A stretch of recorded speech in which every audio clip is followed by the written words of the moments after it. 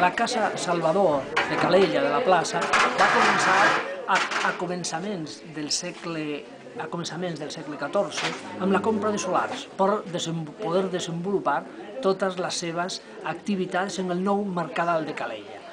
Eren temps molt difícils, la pesta negra, les successives crisis de mortandats, però aquesta gent se'n va anar sortint amb una combinació de bona sort que s'empezava a tenir i també compres de terres i inversions en mar, trossos de barca, parts de barca que ells deien, i així va anar prosperant. Els seus grans homes estan vinculats al nom de Guillem Salvador, primer iniciador, i sobretot al gran Bernardí Salvador. Bernardí, curt de talla, però un home molt enèrgic. Va ser fonamental per el desenvolupament de la parròquia, va ser fonamental pel desenvolupament fins i tot del mateix veïnat de Calella. És a dir, aquesta gent en la seva terra van començar a establir nous habitants i vincular sempre oficis de mar,